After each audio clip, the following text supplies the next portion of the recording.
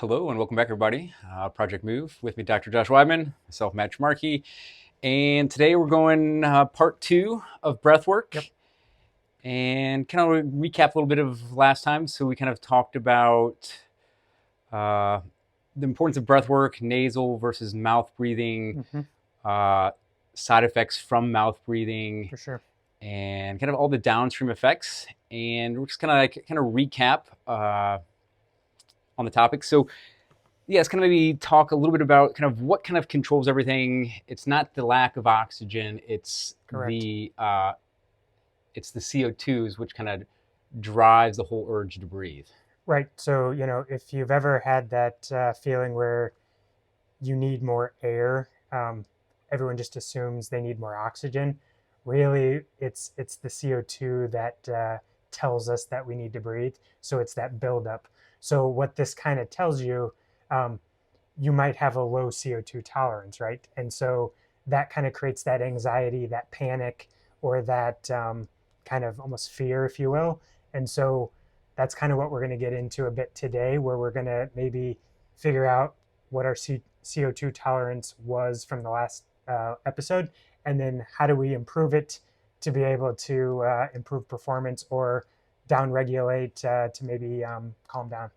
Yeah, uh, like as Josh said, the what kind of controls that urge of breathing is the amount of CO2 we have in our system, which makes our blood a little bit more acidic, which actually kind of causes the release of oxygen from that hemoglobin, Correct. and that's how we can actually get oxygen to our body. So if we're constantly taking shallow breaths and mouth breathing, we're essentially unloading carbon dioxide and not allowing that delivery of the oxygen to the rest of the body. Right. So by blowing off the CO2 by overbreathing, we're actually raising the pH, making it a little bit more alkaline. And then that's basically the signal, the acid base balance, if you will. That's we have to have that correct signal to be able to offload the oxygen. So we call this the Bohr effect. And so by having a little bit of that CO2 building up, it actually creates a little bit of an acidic environment. And that's exactly what we need to be able to get the oxygen into the tissues. Yeah. So if you remember last week, we kind of talked about, we gave you a homework as far as doing this controlled pause test. Right. And basically what it is just breathing normal. And then you just take a normal inhale through the nose and a normal exhale. Whenever you finish that normal exhale, you then kind of hold your nose, you start the timer. Yep. And whenever you feel that first urge to breathe, that's when you kind of stop the clock. Right. And so this isn't a max effort or max hold, if you will. We're really trying to find that first urge to take the breath. And that's the true time for the test. Yeah. So I did this myself, and I feel like I'm in pretty decent shape, and I'm actually a pretty big nose breather because one of my biggest pet peeves is when I get sick and I have to breathe through my mouth. Like, I mean, Right. I feel the effects. Yep. So I'm a pretty big nose breather, and I did it a couple times, and I scored somewhere anywhere from like 20 seconds to upper 20, like 28 seconds was kind of like my max score. Yeah, I did it right before while we were kind of getting set up, and I was 27 seconds. So Beat me. So yeah, how do we now interpret? So let's interpret these results. So if we score somewhere under 20 seconds, that's then kind of like a cause for concern. That means that our CO2 tolerance is low, and we actually need to start with some basic kind of simple breath work exercises and really to kind of build that tolerance before we can kind of really get into really more heavy cardiovascular exercises. yeah, so it would basically we have to build the foundation. So we talk about building the base in um, so we talk about building the base in aerobic exercise, but we also need to build our base in this breath work training, if you will. And so the nasal only breathing is really our foundation. We need to really, in a lot of cases, the beginning 90% of our training should be in this calm nasal only gear, if you will, which we'll talk about here in a second. But that's basically our gear one, and we need to spend the majority of our time practicing in that gear. Yeah, we'll kind of go back to that gearing system here in a second. So if we're over like 20 to kind of 40 seconds is kind of that normal range. And then once you get above 40 seconds, you're kind of in this upper elite. Yeah, the 40 seconds is where we would see, like, Tour de France cyclists, that super elite aerobic capacity. But I would say normal, like physiologic function, you need to be above 20 seconds. Yes. Otherwise, you're going to really struggle with, anxiety and some of these downstream effects that we talked about in the previous episode of negative effects, if you will. Yeah. All right. So let's kind of dive into this kind of gearing system. So kind of gear one is strictly nasal only breathing. This is something we're kind of more in this calm state, this more rest and digest phase. Right. 70% of our time should be kind of spent in this, where it's So just to clarify, so we've got 5 gears, and so this is our foundation. So So gear one, strictly 70% of the time, nasal only breathing. Yeah, and this is kind of where we not only kind of build up we build up a little bit of CO2 tolerance in there, but we're really also kind of building up our CO2 tolerance, and then also somewhat kind of training in this gear one, kind of gear two. We start to kind of get into, which is actually more still nasal breathing only, but we kind of getting into a little bit more metabolic output. And this is kind of where we really start to build that tolerance for CO2 and the diaphragm and musculature that kind of really support that, because those actually need endurance first before we can really train those secondary respiratory. Right. So we talked last time about how, you might be doing an endurance event, and all of a sudden your legs feel like they get really heavy. They feel like they're losing their ability to produce power. But a lot of times in that case, it's the diaphragm and the respiratory muscles. They're losing their ability to be efficient. And so the body basically says, we need more blood to those tissues. And so it kind of steals blood from the legs or steals blood from the arms to pump it back into the core, if you will, to be able to allow the diaphragm to continue doing what it needs to do. So if we don't have endurance in the diaphragm, we're really going to struggle with these endurance events. So this gear one is really where we develop that type of training, if you will. Yeah, so kind of gear one, it's kind of like this, what we call this easy nasal, 75% of our time there. Gear two's kind of what we call this kind of power nasal breathing. Right, so it's going to be a little bit more of a stronger inhale, stronger exhale, but still nose only.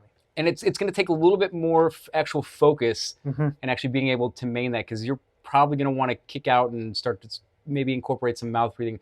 But this is where we can really kind of build up that CO2 tolerance, is by having that conscious awareness of really trying to keep it to nasal only. Right, so this is where we would start to introduce an aerobic challenge. So whether it be like a walk, and I would say start with a walk, don't start with a jog, but you could build up to a jog. You could get on the bike or the ski, or any aerobic activity. That would be where we would start to challenge the system, but figure out where we can still maintain that nasal only, but start to put some effort into it as well.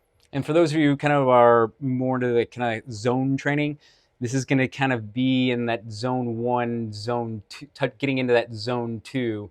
Yes. To we're kind of really working on building our aerobic capacity. Correct. So if you wanted to maximize your zone two performance, you would try to maximize your ability to breathe through your nose as much as possible. And as we know in zone two, and we actually should have mentioned this last one, but our prime, like we said, we're in more that aerobic zone, where we're burning oxygen for fuel. And so we're definitely in a little bit more of a fat burn zone, as people like to call it. Yep. What people, I think we forgot to mention, but people don't realize, is that the way we excrete fat is through our breath. Yes. So it seems a little kind of far fetched, but it's what Yeah. ends up happening. So whenever we uh, go down that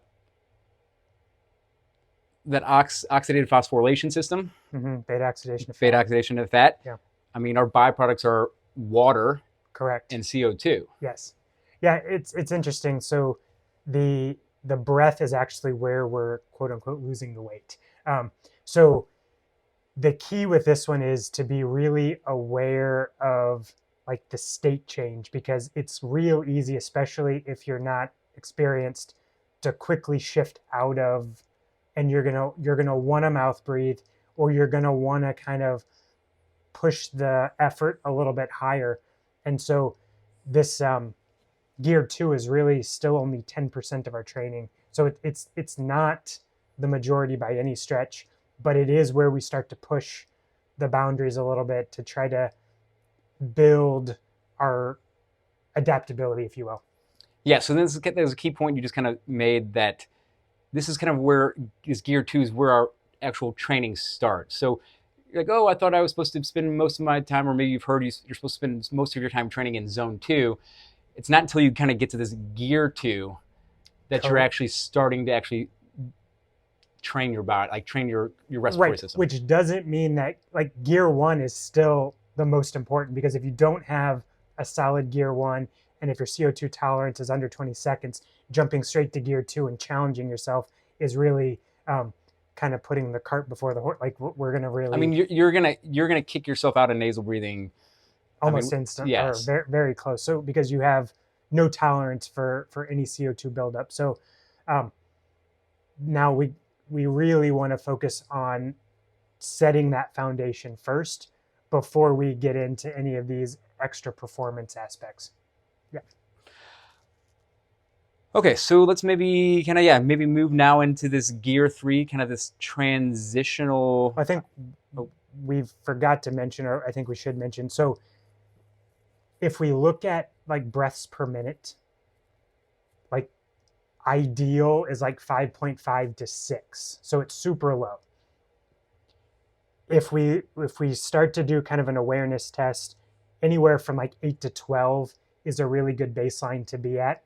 Normal has been shifted upwards between 15 and 20, even like 22 to 24, depending on where you look. So being aware of your breaths per minute is important. So in this gear one, even though we're maybe challenging the system, we would still want to keep it around that 15. We wouldn't want to be like over breathing at this stage. So even though we are trying to stress the system a little bit, we don't want to be huffing and puffing. We want to keep it a little bit slower.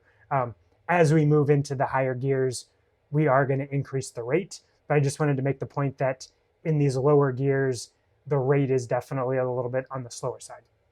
Yeah, because I think it really is going to take that conscious effort in order to kind of keep yourself, as you're pushing that threshold, to nasal only breathing. Right, because as soon as we start to increase the rate, we're going to want to kind of kick ourselves towards that mouth breathing. Yeah, I feel like personally this is probably the hardest gear to maintain. Yes, yes. So yeah, just be aware of that, and yeah. Anything else on gear two? So gear two, we're kind of in that 15 to 20 as far as breaths per minute. This would be, again, where we're starting to introduce some intensity. So that would be kind of the key is not to overdo it, especially early on. You would want to kind of get comfortable being able to kind of see where you're at before you start pushing the limits, if you will. Yeah. All right. Gear three, this transitional phase. So we're still, for the most part, inhaling kind of through the nasal cavity, and then now we're kind of starting to kind of try to unload some of that carbon dioxide, and we're going to be kind of exhaling through our mouth. Yeah. So typically, we don't want to spend a ton of time in this gear three. Gear three isn't really a training zone. Gear three is a transitional zone. So we basically will use gear three to get us from gear two to gear four, but we're not spending a ton of time in this zone. So the goal would be to switch ourselves into gear 4 relatively quickly. So we're getting a little bit more comfortable with that increased intensity. And so this is kind of that in through the nose, out through the mouth, but it kind of sets us up for gear 4, if you will. Yes. And in this, we're kind of in that, if we're looking at zones, we're kind of in that zone 3 to 4. As far as the heart rate zone, yes. yeah, absolutely. So, you know, we're trying to push the limits a little bit, but we're not necessarily like. But you'll tend to catch yourself if you are pushing your limits in gear 2 too quickly. You'll catch yourself trying to stay nasal, but then needing to feel like you exhale through the mouth, and so that's kind of like your indicator. Am I supposed to be in gear 2, or am I trying to get to gear 4? Like, so know where you're supposed to be, because otherwise you're going to wind up living too long in the gear 3, and that's really not our goal. Yeah, even though this is not like it's this transition phase from kind of 2 to 4, we still want to try to nasal breathe as long as we can, because of all those, if you listen to the previous episode, all those positive benefits that we're going to get from nasal breathing. We're still going to get some more nitric oxide in the system. We're going to cause that vasodilation and really kind of set ourselves up for really kind of making it more efficient to when we start to switch to the more predominantly mouth breathing only. Correct. Yeah. So it's a key zone. It's not that we're trying to dismiss it, but it's not something that we're not going to spend a ton of time in. As far as like the training volume, this one doesn't even get a number. It's 75 in gear 1, 10 in gear 2. We're going to switch to gear 4, 10 in gear 4, and then 5% in gear 5. So really, as far as like percentage goes, we're not really going to spend a ton of time as far as gear 3 is concerned. Yes. So heart rates continue to spike, our metabolic outputs increasing. Now we're kind of reaching this gear 4 where now we're kind of switching to this easier mouth breathing. Yep. So we're trying to move more air. Yes, we're trying to move more air, and we're offloading a little bit more CO2. Our respiratory rate's going to increase. For sure. North of 20, still 20 to 30 kind of breaths per minute. 20 to 30, yes. And then, as you mentioned, this is kind of that 10% of our training. 10% of our training. So this is going to be kind of like that zone 4, kind of touching into that zone 5. Yeah, so this would be more for our interval style training, where we're really pushing the intensity. Just because of the metabolic demand, we have to shift. So that's one thing that I don't think we mentioned. Mouth breathing, as far as like training goes, like it's not technically good or bad. We just have to know we're supposed to predominantly be nasal breathing, but whenever we start pushing the intensity and push the output, we have to mouth breathe. Yeah. Like it's by design. Yes, because when we're training in this ideal gear 4 or zones 4, kind of touching into zone 5, we're at this higher intensity. The purpose of training there is kind of working on VO2 max. We're looking to move more air and increase our metabolic demand. Right.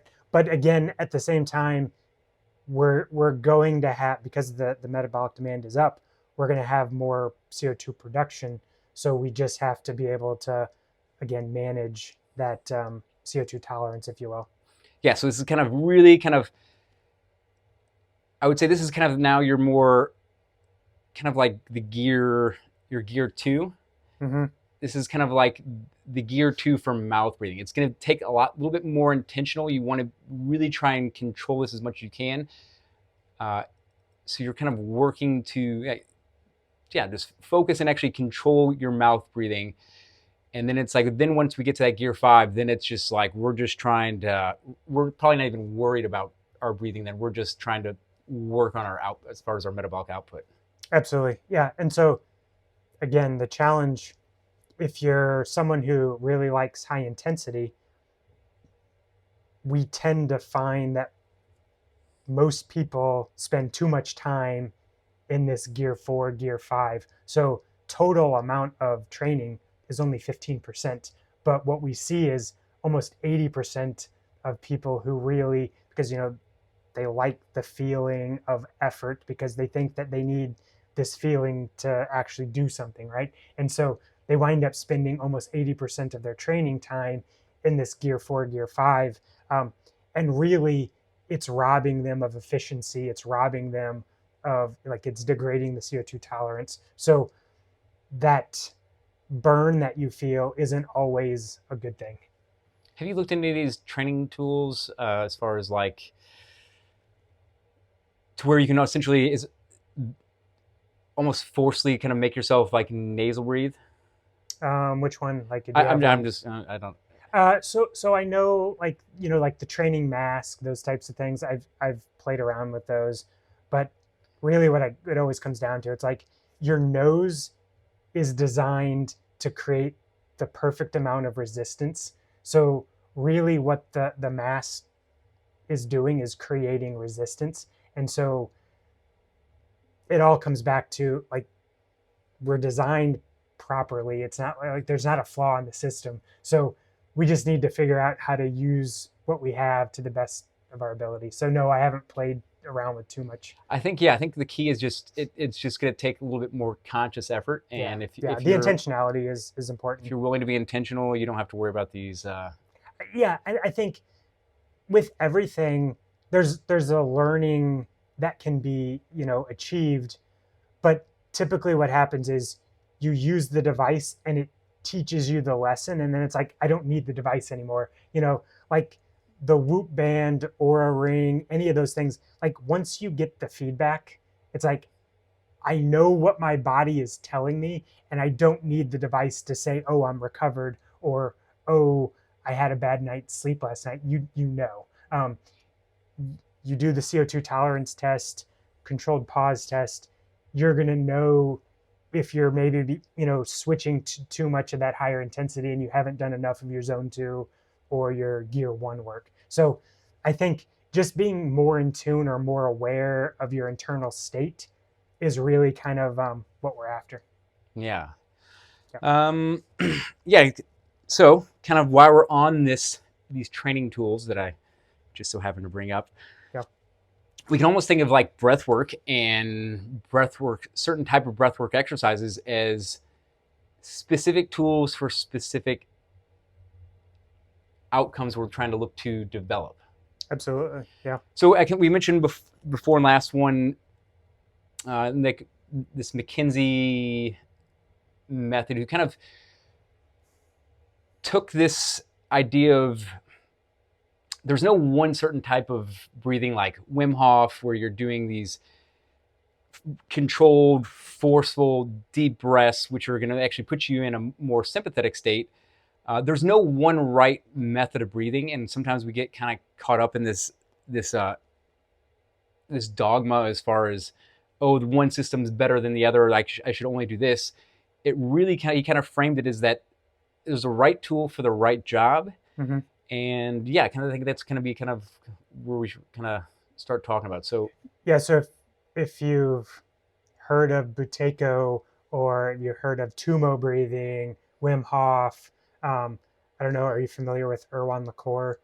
So I don't think I've heard that one. so he's done a lot of, like, breath holds, and really done a lot of, like, I guess it's really more along the lines of, like, deep dive, like, the deep dive stuff. Okay. Um, and so anyway, there's all these different methods out there, and one is not necessarily better than the other. It's just, what is the objective, and then pick the right method to fit the objective. And I think that's really what it comes down to, that the principles are in place, and then knowing where to kind of slot each one in, I think, is the most important.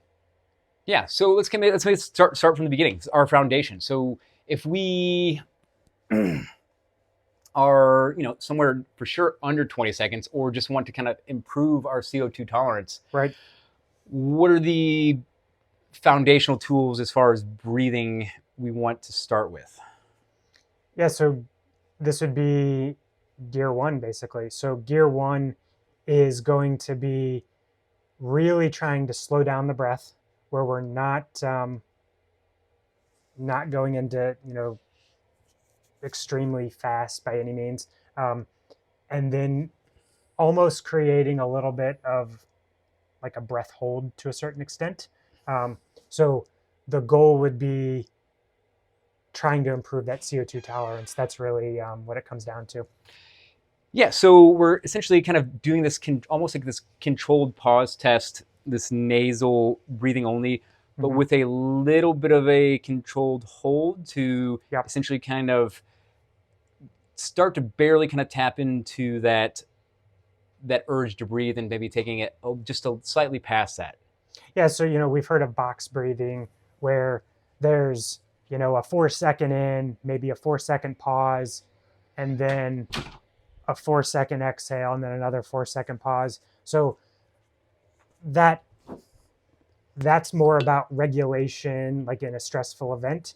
But for gear one, it's really working on a a longer exhale than an inhale. So like maybe it's a 4 second in, 8 second exhale, and then trying to create a little bit of a pause between the next inhale. So really extending out the exhale and then pausing before we kind of kick into that next breath. So um, again, what we're trying to do is we're trying to build up CO2 tolerance. That's really what it comes down to. And so this is 90% of what people should be doing in the first like 12 weeks. Like they shouldn't even be worried about the other gears.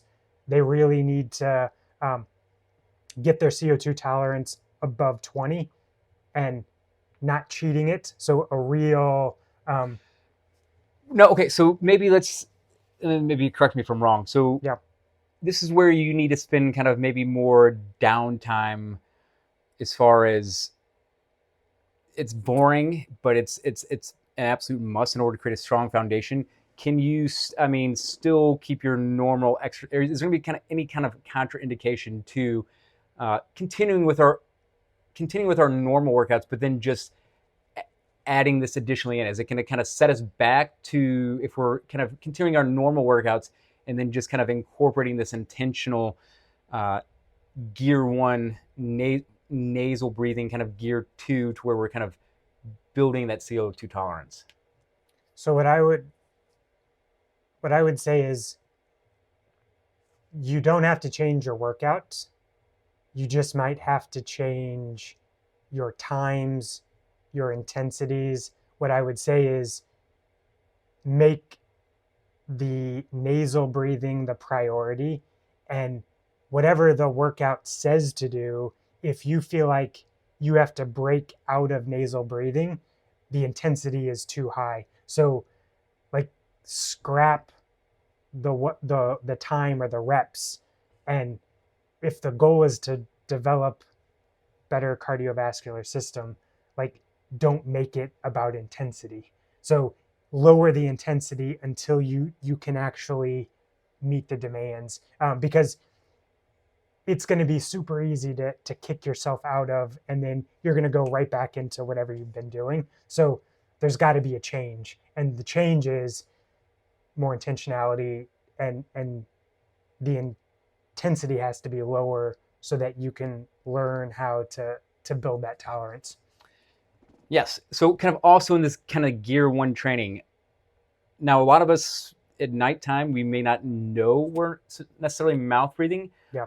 but if we spend 8 hours, as we mentioned last time, 8 hours of mouth breathing, we're kind of undoing all the work we just did. So to kind of add to this kind of gear one training, this idea of maybe mouth taping. Yeah, I would suggest give it a try. So it doesn't need to be, you know, Full on hostage tape. yeah, Great name. Genius name. but just like a vertical strip kind of across, the lips, and it's Like still the Hitler stash uh, width. exactly. So like it still gives you access to the corners of your mouth if need be.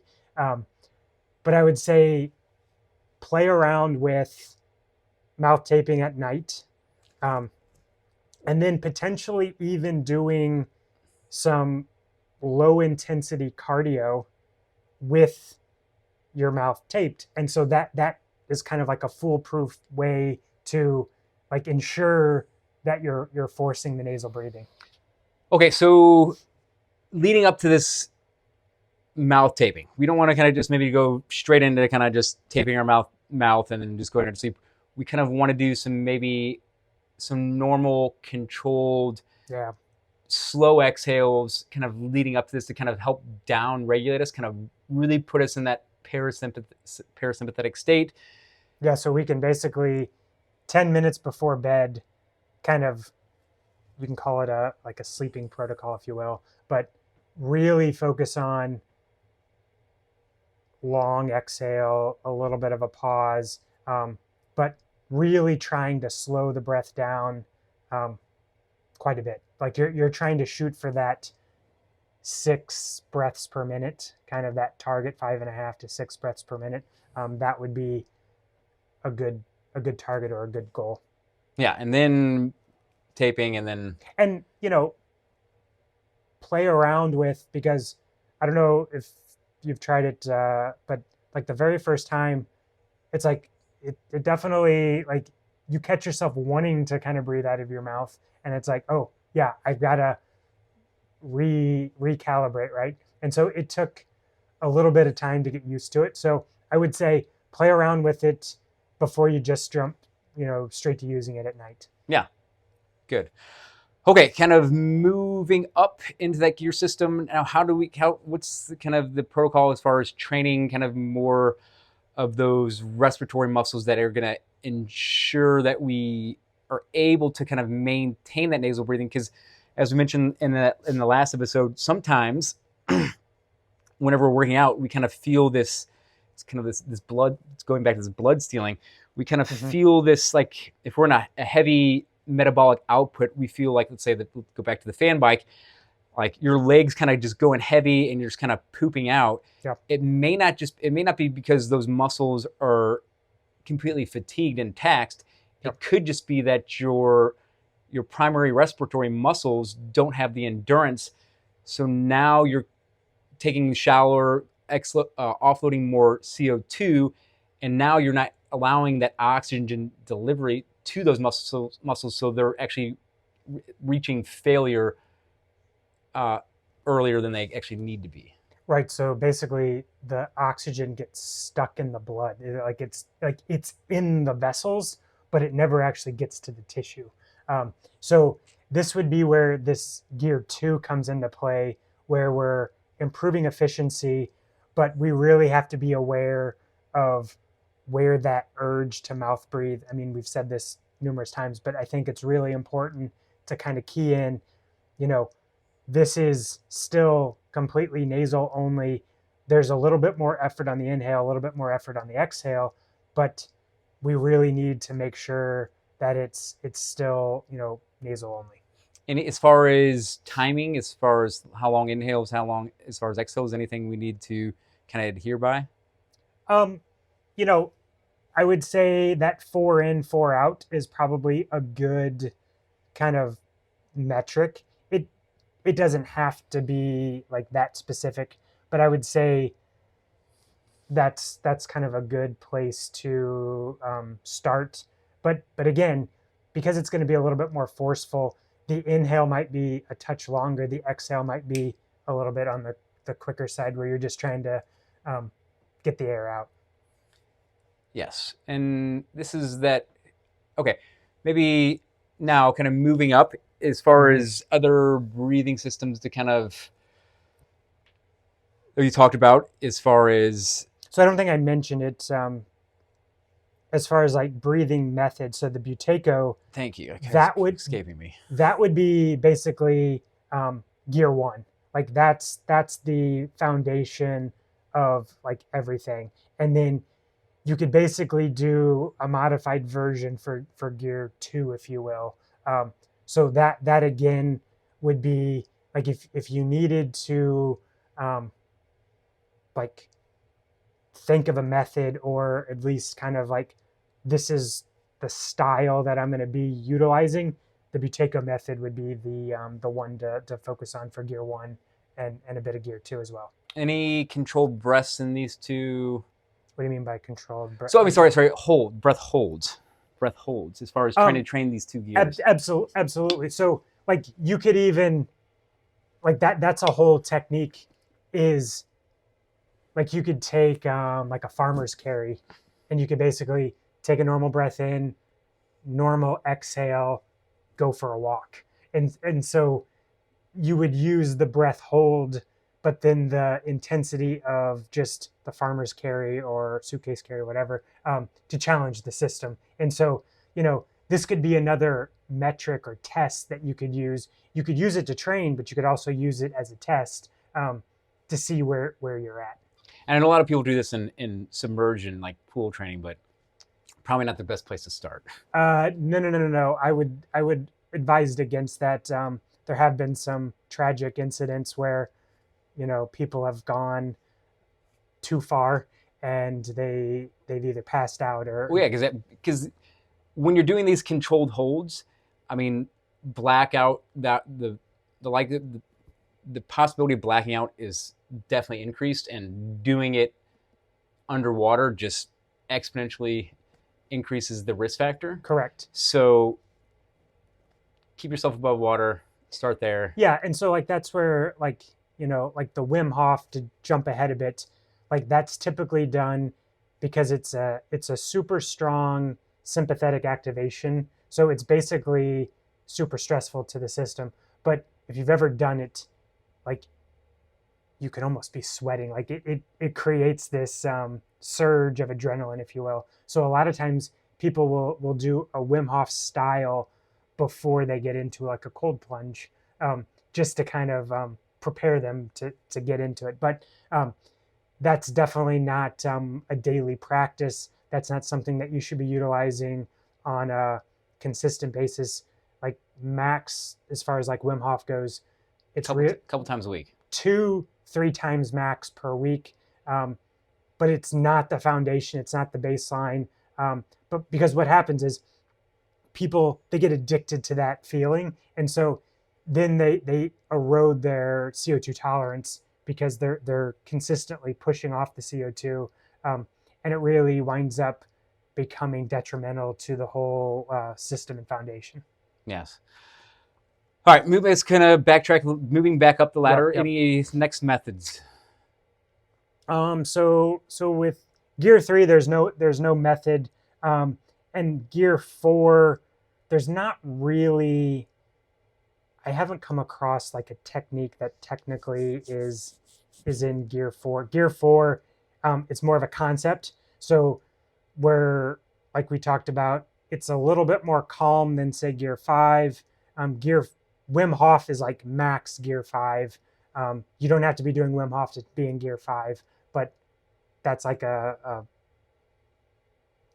drastic version, if you will. But gear 4 is more of that controlled mouth breathing.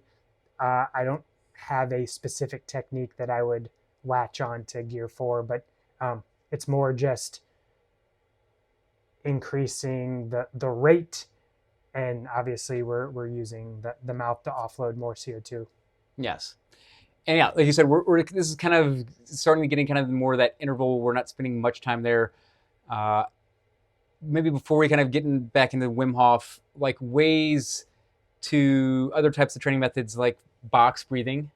Yeah, that's really good for anxiety or preparing yourself before, say, a presentation, or trying to kind of like refocus, if you will. So the box breathing is, you can kind of pick your cadence, but like a 4 in, maybe a 2-second pause, a 4-second, exhale, another 2-second pause, and you just kind of keep repeating the cycle. But the goal, that's more of a, again, it's not something that you're going to do as, say, like gear 1. It's just a tool to get you into the right mindset so that you can kind of go on with whatever you're going to do. Yeah, really just kind of down regulate and kind of put you back into moving out of that sympathetic, kind of back into that parasympathetic. Right. And again, not to jump around too much, but we were just talking about, gear 4. So in between intervals, you actually want to drop immediately back into gear 1 as your recovery between the next interval. Yes. So, a lot of times we might jump in, and again, this kind of goes into that awareness piece. We might jump into the next interval before we're truly like recovered. So, if you've got a heart rate monitor, or if you're monitoring, say, your breaths per minute, you would want to get your breaths per minute back into a normal rate before you start the next interval, or you'd want to get your heart rate back into a little bit more of a calmer state before you jump back. And the gear 1 is how, again, we down regulate back into that more sympathetic. So really what we're doing with this gear 4 is we're trying to improve our flexibility between gear 1, gear 4, and our ability to shift states rather quickly, actually. Yeah, and I think the key here is, in order to kind of bring us back down to that gear 1, it's really kind of just kind of focusing on those controlled exhales to kind of bring us down. Yeah, so initially it's gonna, you're gonna use that gear 3 to help get you into that, and you really don't necessarily have to go into gear 2, but the goal would be, if you're in gear 4 after doing an interval, you're going to use gear 3, calm the system down a bit, and then try to transition into that gear 1 and really focus on that exhale to further drop the system back into that parasympathetic state. Because if we think parasympathetic, rest, digest, so that's where we really find our recovery.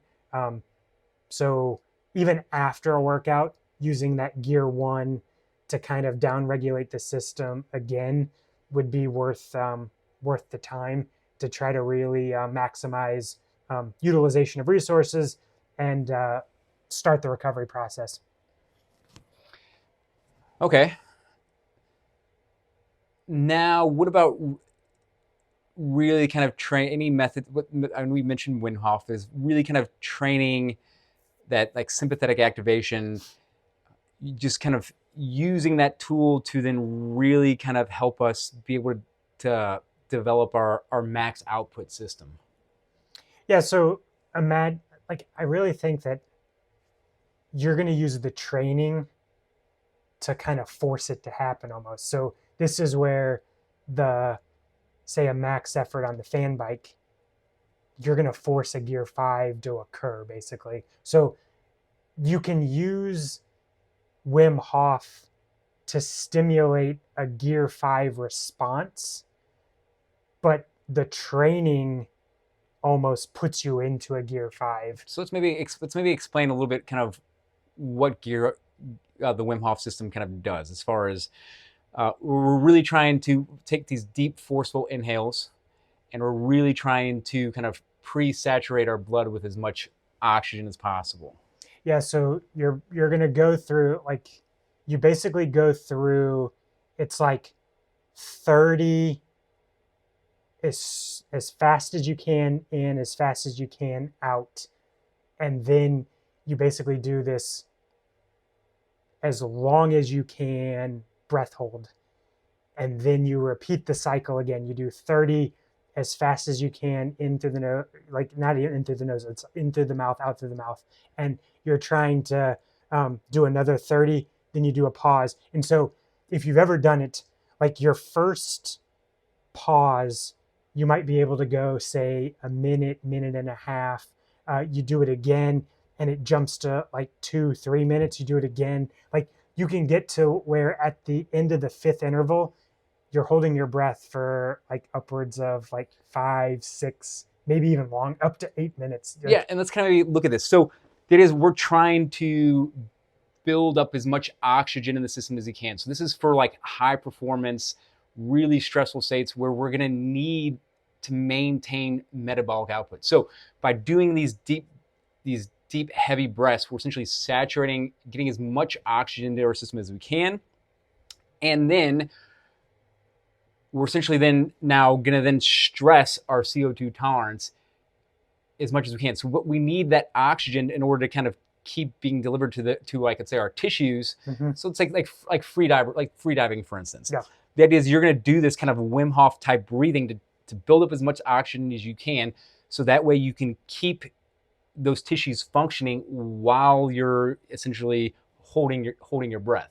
So your CO2 is constantly building, but if you don't have that baseline CO2 built, like you're not like your urge to breathe is eventually it's gonna kick in and you're essentially screwed. So that's why it's so important to build up that CO2 tolerance before you try these other breathing methods like the Wim Hof. Right. Like I said, the Wim Hof is it's a good tool, but for the right job. But there are prerequisites in order to really make that more efficient. Yeah, and so that kind of you hit on something. So the free diver, so that's where Erwan Lacour kind of comes in. So like that's where his training kind of is at, and so he doesn't use a Wim Hof style. He actually uses a normal breath and then tries to basically do the same super long holds. And so it's a much harder system because you're not super saturating the system first. You're just doing a normal, and so it's really like so his method would be like a super advanced gear one, and so I would say there's a bit of contrast in the two styles. They both have their benefits, and I would say both have their place. It's not like one's better than the other. There's a time and place to train both. Yeah. Anything else kind of falling into this in purposeful gear 5 sympathetic, putting us into the sympathetic state? I know there's some yoga breathworks.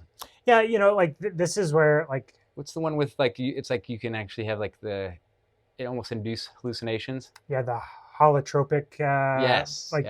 And exactly. So you're basically, because of the sympathetic like just surge, if you will, you can start to kind of have some of these hallucinations or maybe altered experiences to a certain extent.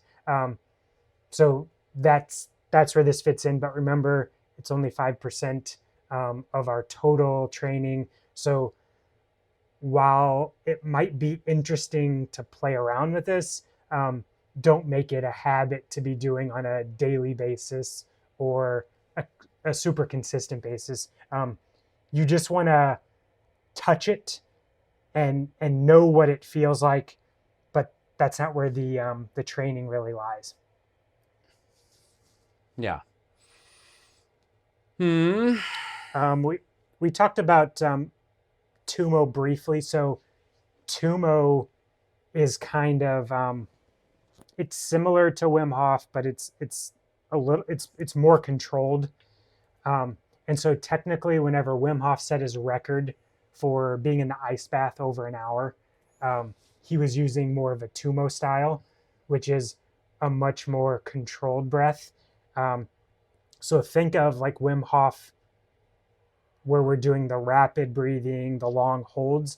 That's more like NOS in your car. Like it's going to just give you that boost, where the Tumo is like more of like stoking the fire to be able to. Because you can actually like almost upregulate or increase your core temperature by doing this. If I'm not Correct. mistaken. Yeah. So they did thermography, and even though he was in like 32-degree water, like if you saw the image, like he was bright red, so he was still generating massive amounts of heat, even though he was in freezing water. So pretty remarkable.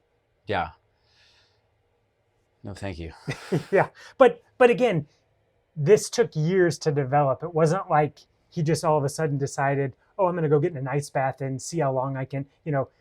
This was over super long periods of time of training. So just like we train in the gym, just like we train cardiovascularly, this is something that takes time to develop.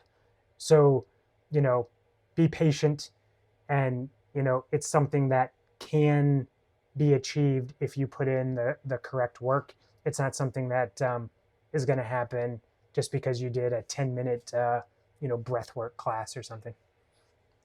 Any other training breath tools we missed? Um, No, I mean, like you can, again, like if you're trying to train like the exhale, like I know it kind of violates the gear one a bit, but I have played around with, have you ever played around with exhaling through a straw? Yes. So it constricts your ability to, so it's like it super slows it down. So again, it's really almost like you're training a gear three, um, but it does teach you to slow down. So I think And doesn't it it's like it really kind of helps with like your like diaphragmatic muscles? Like correct. Yeah, and that's part of the training is that we're using the diaphragm against resistance. So because like if you just breathe out through your mouth, there's almost no resistance. You breathe out your nose, there's a little resistance. But now if you're breathing through a straw, and like you could, a smoothie straw is a big straw, a McDonald's straw like a super small, or even like one of those like Stanley straws. yeah, exactly. Or even like one of those coffee stir straws that are super tiny. Like you can really create resistance, and that's potentially part of the training And yeah, mechanism. it really is gear one training. It just you're I mean, it's really kind of hard to kind of block your like because there's no restrict. There's you can't really. It's hard to restrict the exhales through your nose. So that's why you're this straw breathing exercise because you can kind of mold your mouth around it and you can actually, depending on the diameter of the straw, you can actually kind of tailor it to I guess your ability level to kind of really work on those controlled exhales. Right. And so, this is maybe a little bit of an aside, different topic, but, we do see like breath training, even in like powerlifting, right? So, why do they wear the belt? It's to be able to create pressure against. So, even though they're doing a breath hold, um, potentially, or a controlled release of the air, they're using the breath to create like a central stability for the spine to be able to handle max loads. So, um, there is a piece to like actually creating stiffness through creating tension through the breath. So like that's maybe a different topic for another time. But But no, I know. But I think yeah, like doing some straw breathing kind of force those. It trains those diaphragmatic muscles to then allow you to when you're going into these more max outputs where one you're trying to create more stability in that midsection where we mhm, don't really have a skeletal system, yeah, uh, but also as far as like being able to like radiate tension and right. So if you think of this it is a as whole like other topic, but yeah, but I think it's definitely something to kind of talk about. So if you think of like a sailboat, right? So you've got the ropes, and you want to create tension into those ropes, and then the sail obviously has the ability to do what it needs to do. But if I'm sure you've heard of like sucking in, right?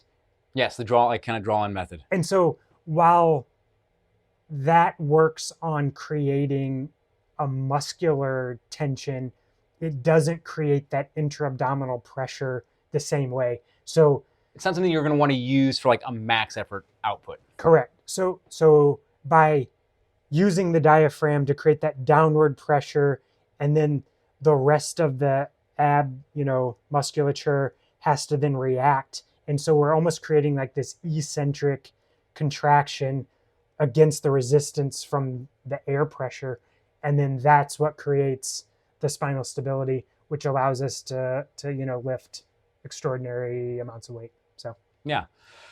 And then with those, I mean, if you're doing it, if you're kind of just curious and wondering when to exhale, good rule of thumb is you don't want to exhale until you're past your hardest point. Because as soon as you kind of let that air go, uh, well, your intra-abdominal pressure is going to escape, and then your ability to radiate tension throughout the rest of your body is going to drop off as well.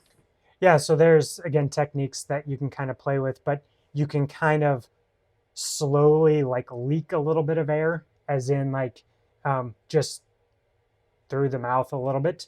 Or part of the training would be, can I maintain tension in that outward, but also still be able to exhale without completely letting it collapse? So again, that's a little bit more advanced and a little bit more for another time, but there are some techniques where we can maximize that stability even on the exhale, because if you're only able to create stability on the inhale, you're only stable 50% of the time. So it's like you need to be able to learn how to stabilize even on the exhale. Yeah, so kind of want to, while we're here, one of my favorite exercises to do, I know weight belts are really kind of just more to be thought of as like PEDs, like performance enhancing. Yeah. But sometimes people who really struggle with maintaining intra-abdominal pressure, like what I'll do is I'll actually take them and put them in a weight belt. Mm-hmm. And instead of cranking it as tight as you normally would on like a max effort, Yeah. just enough to kind of go around the perimeter to where they can then now forcefully kind of try to expand into that, so they kind of get that tactile feedback. So if you know somebody or you struggle with it yourself, like having a looser weight belt just to kind of allow your body to learn to kind of fill in the gaps like 360 degrees around, Yeah. And especially on the exhales, Right. And that definitely in doing so, it kind of, I know it's really hard to kind of get like good deep breaths, but that's part of the training. Yeah, so this isn't a plug, but so in the rehab space, I use a device. It's called the Core 360 belt. It's exactly what you just described, but instead of being like a leather or a super stiff, it's actually made out of like elastic, and then it also has these tactile points. So the goal is to create expansion into the elastic while maintaining contact at these tactile points. So it's like the introduction to exactly what you're talking about. And so like in your case, you're talking about basically putting it on loose and then making it tight instead of just forcing it to be tight. Correct. You know. Have you ever messed around like using like blood pressure cuffs to? Yeah. And it's like you're trying to maintain that. Like a certain degree of millimeters of mercury or pressure. Yeah. Yeah. Yeah. No, it's interesting, and I think that's actually an interesting biofeedback. So the Core 360, they actually have a second belt that has like a pressure sensor, More and offensive word, yeah. so then you can start training specific pressures. So in the beginning, most people they're able to create a certain amount of pressure, but as soon as they exhale, they lose it. So learning how to create some of that pressure even on the exhale, or to train specific numbers, there's value in as like a biofeedback mechanism. Yeah. Yep. All right, I think we've kind of covered for the most part these different Yeah. training tools. Let's kind of recap. So kind of going off this Brian McKenzie method. Yeah, I think he really like It's puts just it together in a usable way. It might seem a bit much, like, oh, there's all these different gears, but really, whenever it comes down to it, the majority of your time is really spent in gear one. You're going to spend a little bit of time training efficiency in gear two. On your interval days, max effort days, you're going to kind of touch gear four, gear five. But really, if we're trying to improve our CO2 tolerance, if we're trying to improve our ability to kind of resist a bit of that anxiety, that kind of mental state, if you will, it really comes down to prioritizing that gear one, that zone, yeah. if you will. So yeah, nasal breathing Yep. for the most of all of our training. Yep. And then as we were intended, and then switching to more of that mouth breathing when we get to that really high metabolic output. Yeah, so the demand of the output dictates when we switch. But the key is, what is your intent today, or what is your intent for the session? Because knowing when you start to switch out of it is also super important. So it's not a problem if you feel yourself like, just refocus and then get back into the intended zone or the intended gear that you're wanting to be in. Yeah. So we're set that foundation. Make sure maybe start with that controlled pause test. Kind of figure out where you're at. Probably no matter where you're at, it's probably going to be beneficial to do some gear one and gear two Yeah. Training to kind of help build that CO2 tolerance, to really kind of give yourself that strong foundation to then, like I said, it's then to make yourself even better for when those high output times come, you have that strong foundation to be able to tolerate that CO2 buildup that you're going to be producing to allow for like maximal performance. Yeah. So again, this isn't, a 10-minute, yoga breath practice. Like there's a time and place for everything. And I think we tend to underutilize this gear one, and we tend to be more in that almost like gear 3, 4. So, if you're serious about improving your performance, if you're serious about getting better, I think taking the time and really developing that gear one, is really, it's foundational to you're going to see improvements in all aspects of your training if you invest in this gear one.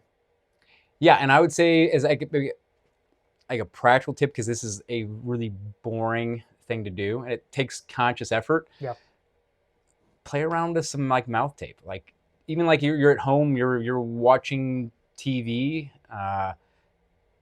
Yeah, like I said, do some controlled breathing beforehand, and then just maybe experiment with it. Just that way, like I said, because it's boring and daunting, it kind of takes a little bit of that out of it, Yeah. and it'll allow you to kind of reap the benefits, maybe without having to put as much conscious effort into it.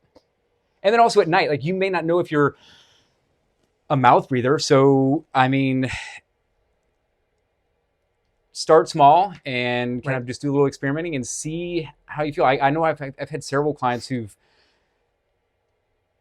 done mouth taping, and like it's they've said it's almost been night and day effect, as far as they didn't realize they were mouth breathing, and then they tried this hostage tape. Some went full tilt right off the bat. Yeah. But the difference they felt is huge. Yeah, I would say. So I read James Nestor's book, I think, whenever it first came out. I had a friend send it to me right away. The first night I mouth taped, I would say it was profound, the difference in like restfulness. I woke up and I was like, wow, this is what a good night's sleep feels like. And I've never really been, I would say, a mouth breather per se, but forcing the system to be nasal only, I think is really game changing, if you will. Yeah. Yeah, because you may not know you're just starving by having that low CO2 tolerance. Because if you're mouth breathing at night, you're essentially just starving. Well, one, you're probably waking up and you're not getting a deepest sleep, and we kind of talked about in that last week's episode. But you could be starving your muscles of the fuel that it needs to perform better. Yeah, and it seems a little crazy to say, but you're spending 8 hours undoing all the good training that you did earlier in the day. So it's to your advantage to, make sure that you're not, unraveling all the positive benefits that you're doing throughout the day. Yeah. So yeah, if you haven't done already, maybe try that controlled pause test. Yep. Figure out where you're at, and then pick the right tool to kind of improve your performance. Yeah. So remember that 20 seconds is kind of the benchmark for minimum. If you're below 20 seconds, really focus on that gear one. If you're above 20 seconds, you can start to play around with some of those other gears, but everyone's still going to be better off spending some time in gear one before you start, experimenting otherwise. Yeah, well said. Anything else? No, I think that's going to wrap it up. If you made it this far, please like and subscribe, and share with others. If you have any comments or other things you kind of want to maybe know about, please drop us a comment. Yep, we'll see you on the next one. All right, take care, everybody.